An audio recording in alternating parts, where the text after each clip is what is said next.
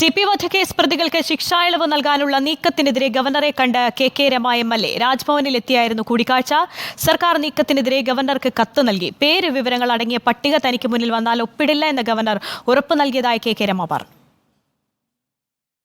നമ്മൾ ഈ കേസിൻ്റെ ഡീറ്റെയിൽസ് എല്ലാം പറഞ്ഞു. ഇതിനിപ്പം റെമിഷൻസ് കൊടുക്കാൻ വേണ്ടി സർക്കാർ തീരുമാനിച്ച നടപടികളുമായിട്ട് മുന്നോട്ട് പോകുന്നു എന്നതിനെ പറ്റി സൂചിപ്പിച്ചുകൊണ്ടാണ്. അതുകൊണ്ട് അങ്ങനെ വന്നിട്ടുണ്ടെങ്കിൽ ഒരു കാരണവശാലും ഒപ്പിടരുത് എന്നുള്ളത് തന്നെയാണ് പറഞ്ഞത്.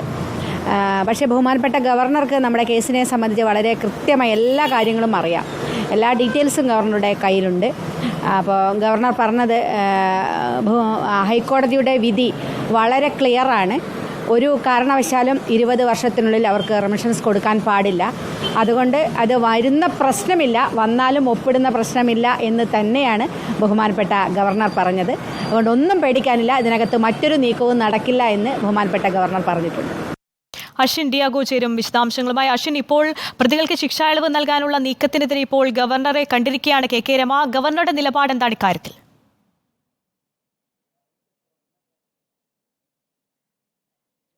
ആര്യ, ഈ ടിപി വധക്കേസ് പ്രതികൾക്ക് ശിക്ഷാ ഇളവ് നൽകാനുള്ള സർക്കാർ നീക്കത്തിനെതിരെയാണ് കെ രമ MLA ഗവർണർ ആരിഫ് മുഹമ്മദ് ഖാനെ നേരിൽ കണ്ട് കത്ത് നൽകിയത്. രാജ്ഭവനിലെത്തിയാണ് കെ രമ കത്ത് നൽകിയത്. ഇതിനുശേഷം ഇവർ മാധ്യമങ്ങളെ കണ്ടിരുന്നു. അപ്പോൾ അവർ പറഞ്ഞത് ഈ ഗവർണർ അനുകൂലമായ നിലപാടിലാണ് ഉള്ളത്. ഈ ഒരു ഉത്തരവ് വന്നാൽ താൻ ഒപ്പിടില്ല, ഉത്തരവ് വരേണ്ട ആ സാഹചര്യം ഇപ്പോഴില്ല എന്നും ഗവർണർ കെ രമയോട് പറഞ്ഞു. മാത്രമല്ല, ഈ കേസുമായി ബന്ധപ്പെട്ട മുഴുവൻ കാര്യങ്ങളും ഗവർണർക്ക് നല്ല ബോധ്യമുണ്ടെന്നും കെ രമ പറഞ്ഞിരുന്നു.